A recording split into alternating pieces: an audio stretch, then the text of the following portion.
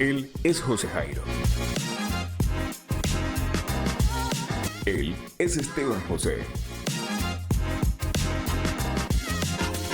Dos voces que se unen para explorar temas desafiantes en Epoge Podcast, un espacio para suspender el juicio. Sumérgete en una serie de apasionantes conversaciones junto a invitados y pensadores audaces. Prepárate para descubrir reflexiones y opiniones interesantes en este nuevo episodio de Epoge Podcast, donde las voces suspenden el juicio. Hola, ¿cómo están? En esta ocasión, para este episodio, les hablaremos de un tema que significa mucho para nosotros. A nuestro parecer es un tema muy interesante, primero porque es un tema que nos atraviesa como generación y es el mal llamado generación de cristal para referirse a la generación emergente como una generación débil, como una generación frágil, sensible, que todo le incomoda, que se rompe fácilmente.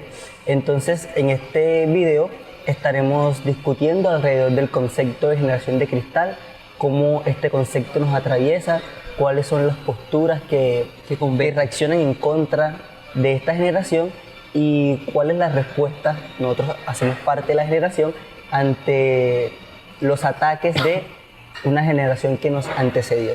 Entonces, en ese sentido, este capítulo, a nuestro parecer, es muy interesante. Entonces, habría que primero que decir que el concepto de generación de cristal es un concepto peyorativo para referirse a la generación emergente como una generación débil, ¿sí? La generación que nos antecedió dice que sus métodos de educación o sus métodos de vida, sus ideales, formaron a un ciudadano fuerte y que tanta flexibilidad en los métodos actuales ha hecho ha hecho débiles a las personas. Mira que a mí me parece eso un sinsentido, llamar a una generación, en específico generación de cristal, porque siempre que en la sociedad se han roto paradigmas, Así es, ¿verdad? Y ese paradigma roto abrió un nuevo paradigma, siempre se llamó a la época o a la sociedad emergente de cristal. así es. Eso es un precio que deben pagar lastimosamente todas las sociedades cuando están a punto de pasar una nueva época. Siempre se ha llamado generación de cristal, eso no es algo nuevo. Así es. Y por lo menos yo creo que todas las personas, muchas personas de las que nos escuchan, si hacen parte de nuestra generación, han tenido la oportunidad de convivir con personas que hacen parte de la generación anterior porque, no sé, o conviven con sus padres, con tíos o con abuelos, y con toda seguridad han tenido esta discusión que se soporta sobre el argumento de toda generación anterior fue mejor, mis padres a mí sí me educaron de la manera correcta, a mí ningún palo me volvió loco, ningún palo me ha traumatizado. Entonces, sí, es como esa reacción en contra a que esta generación ha proporcionado métodos más flexibles para la educación. Yo no creería que esto es una generación débil, sino que es una generación que ha sabido poner límites a la violencia. Nosotros eso lo hemos dicho innumerables veces, sé que lo hemos dicho en todos nuestros videos, en nuestra vida cotidiana siempre estamos en constante análisis de las conductas violentas. Entonces, en ese sentido, se le llama generación de cristal a esta generación porque esta generación ha sabido ponerle un límite a lo que es violento y ha sabido develar aquellas violencias que eran invisibles, aquellas violencias que estaban normalizadas en nosotros, violencias que, como una generación anterior había naturalizado, busca hoy pues defender. A mí me parece que ese tema de la generación de cristal y de la generación pasada tiene mucho que ver precisamente con eso de las violencias normalizadas. Así es. El foco o el punto central en donde se mueve toda esta discusión tiene que ver con que esta nueva generación está viendo violencias donde la generación pasada no vio violencia. Así es. Y no vio esas violencias precisamente porque fueron violencias que se normalizaron en su entorno. Entonces, a esa generación, a la generación pasada, no le parece incorrecto golpear a un niño para que aprenda, pero esta generación que entiende eso como violento, obviamente va a tener cierto cierto rechazo con respecto Así a es, y esa defensa de la educación a través del golpe se sostiene en que, por lo menos mi mamá nos decía que ella nos dice que ella no quedó traumatizada por los golpes, pero o sea, ella no es quien para definir lo que es un trauma. Exacto. Porque estamos esperando que el trauma sea que estoy, no sé, que tengo pérdida de Depresión. memoria, depresión, esas cosas. Y si ponemos la mirada en que eso es un trauma, con toda seguridad vamos a dejar a un lado o le vamos a restar importancia a traumas que van minando por dentro y que cuando salgan pueden realmente hacer mucho daño. Nosotros hemos tenido esa discusión, nosotros ya acá personalmente, con muchos de nuestros familiares. Primero porque dicen, ustedes no tienen hijos, ustedes no pueden opinar de la educación, pero es que eso no es algo que digo yo, eso es algo que por lo menos millones, miles de psicólogos han estudiado y se han dado cuenta que el golpe o el maltrato no es una herramienta de educación, que muy por el contrario hace todo el proceso de educar y de crear una persona, se lo salta y lo que hace es retroceder en ese crecimiento pues personal. Porque es que el golpe sí reprime la conducta. Si mi hijo está haciendo algo incorrecto y yo le pego, no lo va a hacer. Pero eso no quiere decir que lo estoy educando. Así es. Sí. Entonces yo creo que ahí está el problema, en que están entendiendo que como la conducta se dejó de hacer, hubo un tipo de educación y eso no tiene nada que ver. Así es, si yo le digo a mi hijo, no metas, no sé, algún tipo de metal en un enchufe y que le genere un conocimiento respecto a eso, porque es malo, hay corriente. Eso educa. Eso es educar. Pero si yo le pego a un hijo, para que no lo haga, con toda seguridad no lo va a hacer. Pero no lo va a hacer, ¿por qué? Por miedo al golpe. No lo va a hacer porque está creando un conocimiento de qué es lo bueno y qué es lo malo. Entonces, en ese sentido, el golpe, si bien refrena la conducta mala en ese momento, no está educando al niño. Eso mismo pasa con con otras cosas. Eso en la educación, pero en los roles dentro del hogar también se normalizaron muchas violencias que la sociedad emergente está viendo como violentas. Y tienen que ver con, por ejemplo, cómo se reparten los quehaceres dentro del hogar, o quién es la autoridad del hogar, o ante quién se rinden cuentas el hogar. En que en un primer momento eso no parezca violento, es demasiado violento porque está generando un tipo de conocimiento con respecto, por ejemplo, a la mujer, con respecto a los hijos, con respecto al hombre, que además de erróneo es violento. Entonces, sí, claro. En ese sentido, yo diría que es importante decir que con toda seguridad hay personas mayores, o sea, personas que no pertenecen a nuestra generación, que piensan de la misma manera, piensan que hay violencias normalizadas y piensan que este tipo de conductas tienen que cambiar. La única diferencia de esas personas con las personas que hacen parte de nuestra generación es que estas sin ningún temor dicen que eso es violento. Con toda seguridad mi mamá sabe que el hecho de que mi papá sea el que trabaje en la casa y ella no tenga la oportunidad de trabajar es una conducta violenta, porque ella considera que ella también tiene las mismas capacidades para hacerlo. Sin embargo, no lo dicen. Esto voy a poner un ejemplo, mi mamá trabaja, pero es... Exacto, pero no lo dice. Entonces esta sociedad que no se guarda absolutamente nada lo dice. Entonces esta es la generación que es entendida como irrespetuosa, como rebelde, como hipersensible. Es que una de las cosas que caracteriza a la generación, o la mal llamada generación de cristal, es precisamente eso: su fragilidad, su sensibilidad y su rebeldía. Su fragilidad en temas sociales, siempre se ha pensado que esta sociedad, con respecto a muchos temas que tienen que ver con la mujer, que tienen que ver con los hijos, que tienen que ver con los roles en la sociedad, es una sociedad muy frágil, que se rompe fácilmente. Pero también se ha entendido que es una generación sensible con respecto a muchos temas, dolida, que no se le puede decir nada, que siente un tipo de ataque ante todo lo que se hace, y por consiguiente obviamente una sociedad rebelde, porque es una sociedad que no se queda callada. Así es. Sino que siempre está intentando deconstruir muchas estructuras, pero lo hace desde el acto revolucionario, y eso tiene una razón de ser. Claro, yo creería que esa es la matriz de la problemática con respecto a nuestra generación. no es que nuestra generación piense distinto a la generación pasada, porque vuelvo y repito, muchas personas que hacen parte de esa generación reconocen que existen conductas que han sido normalizadas, naturalizadas y que son conductas violentas. Pero lo que la diferencia de esta generación es que esta generación se atreve a decirlo. Y se atreve a decirlo puede que ellos consideren no de la manera más correcta. Entonces, si un grupo de feministas quieren defender los derechos de la mujer, lo hacen a través de manifestaciones, a través del performance y cosas que ellos toman como una Porque anteriormente se hizo de otra manera y no hubo. Exacto. Pero que anteriormente no tiene ningún tipo de efecto. Exactamente. Ya o sea, ha habido muchas maneras, o hubo muchas maneras, perdón, de reaccionar en contra de la estructura y fueron manifestaciones que resultaron, entre las comillas más grandes, inútiles. Es por eso que esta generación se ha visto en la obligación de accionar frente al problema de otra manera y eso se ha visto como agresión. Entonces, por ejemplo, hay temas muy relacionados con esto, con esta crítica que se le hace a la generación de cristal, que tienen que ver, por ejemplo, con lo que hablábamos hace un rato, de la inclusión forzada.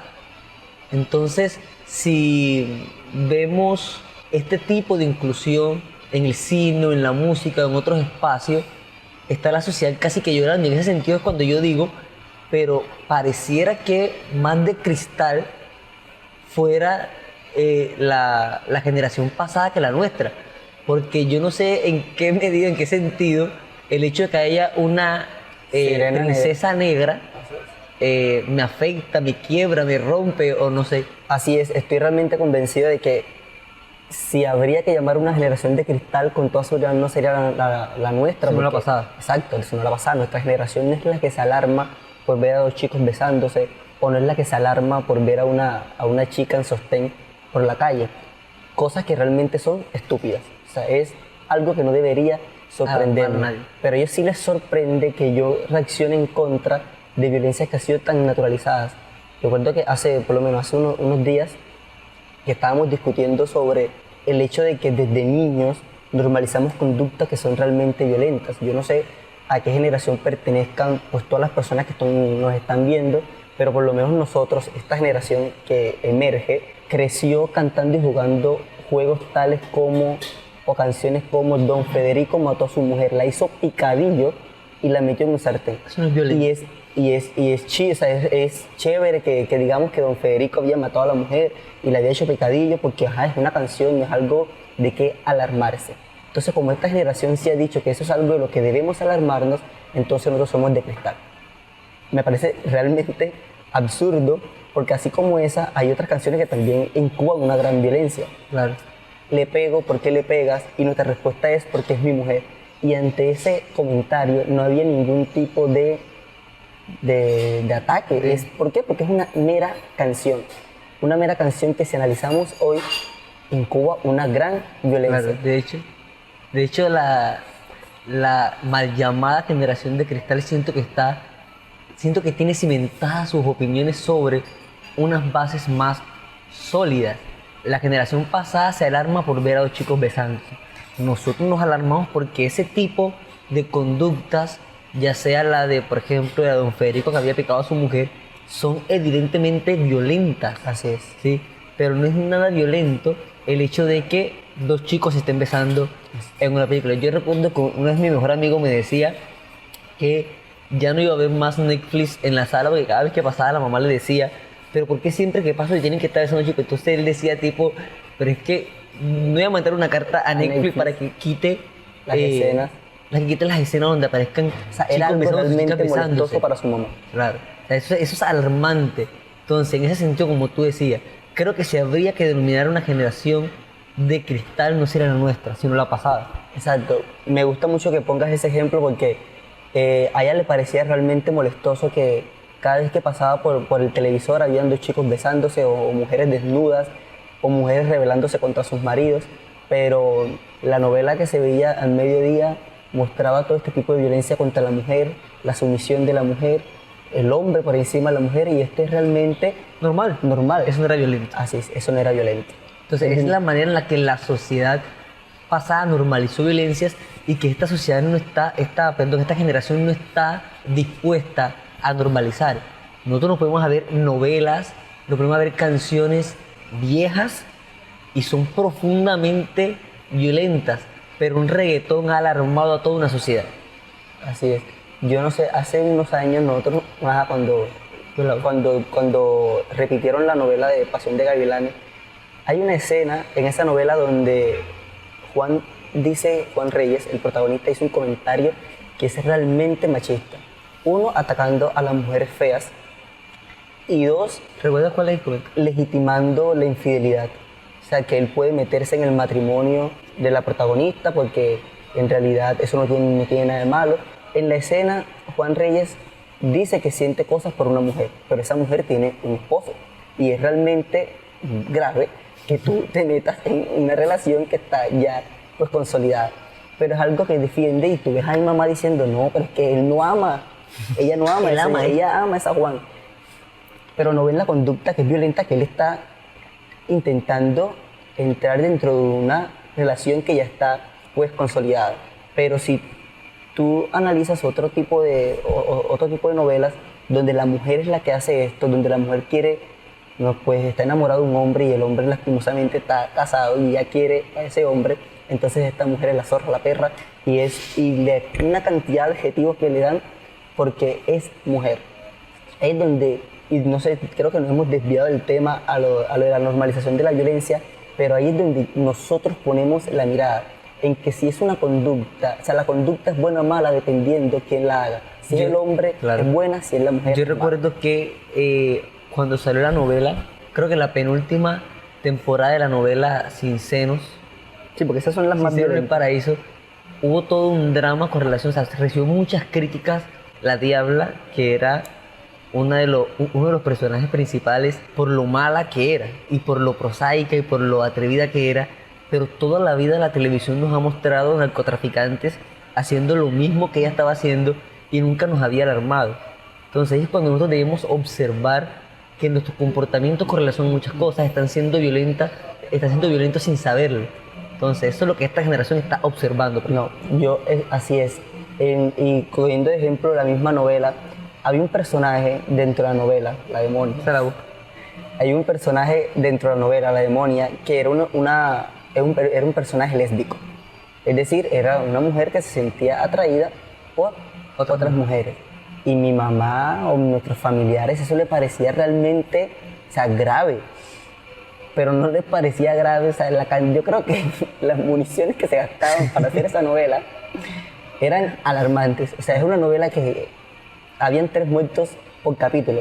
Y eso no le parecía realmente grave y eso sí lo podían ver mis sobrinos. O sea, mi sobrino podía ver que la diabla llegara y matara a 3 personas diario en un momento, y drogas y todo, o sea, todo lo que puede ser violento. Pero apenas mi mamá veía a este personaje con otra mujer, en serio eso ya le parecía alarmante. Cuando uno le decía que eso no es nada alarmante, ni nada de que pues preocuparse, ahí es donde nos tildan de exagerados, generación de frágil, de generación de cristal, de sensibles, de rotos y de cualquier cantidad de adjetivos. Entonces, a lo que queremos llegar es que esta sociedad mal llamada generación de cristal es un adjetivo, un nombre peyorativo.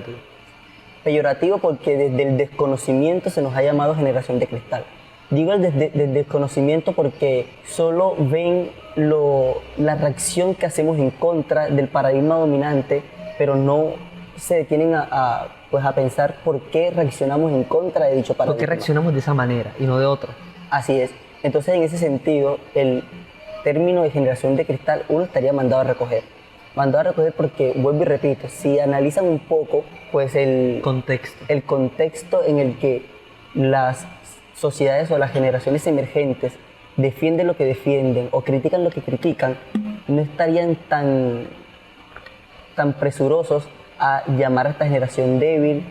No, y recordar, frágil. Y recordar lo que hemos dicho, si habría que llamar a una generación de cristal, no es la nuestra sino la pasada, por todo lo que hemos dicho. Hay una cantidad de cosas que deberían ser entendidas como normales dentro de la sociedad y por el contrario han causado una cantidad de revuelos, ya sean besos entre chicos, besos entre chicas, mujeres con faldas cortas y anyways, demás. A mí me parece como súper chistoso que la mayoría de nuestras amistades, nosotros tenemos muchos amigos que comparten nuestra edad, pero si nos ponemos lo ponemos en balanza, son muchos más los amigos que son mucho mayores que nosotros. O sea, nosotros tenemos amigos de 50 años en adelante.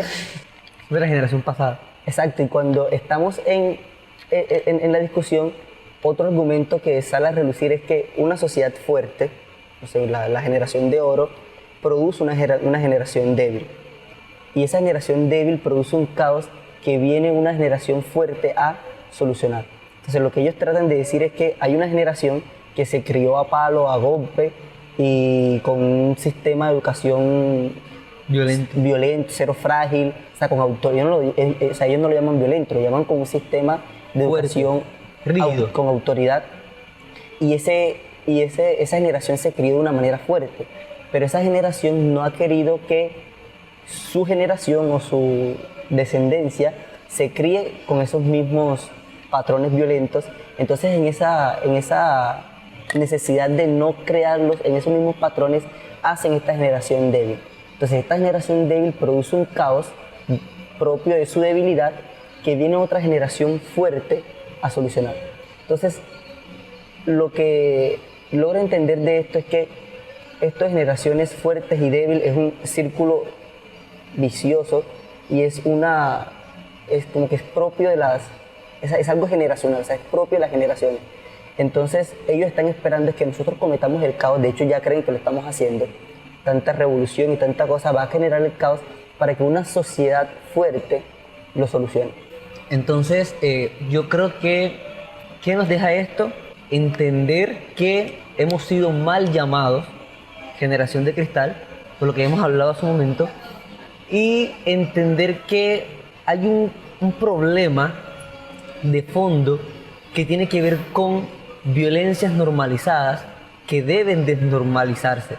Entonces, creo que ese es el problema. Hay unas violencias normalizadas, además de normalizadas, una están violencia normalizada que esta generación ha develado. O sea, además están romantizadas y esta generación mal llamada de cristal intenta deconstruir. Entonces, bueno, entonces eso ha sido todo por hoy. Espero que nos sigan en todas las redes sociales. Como les dijimos hace un momento, nos encargamos de tener absolutamente todas las redes. Espero que nos sigan. Aparecemos como Epoge Podcast en todas las redes sociales. Epoge Podcast, donde las voces suspenden el juicio.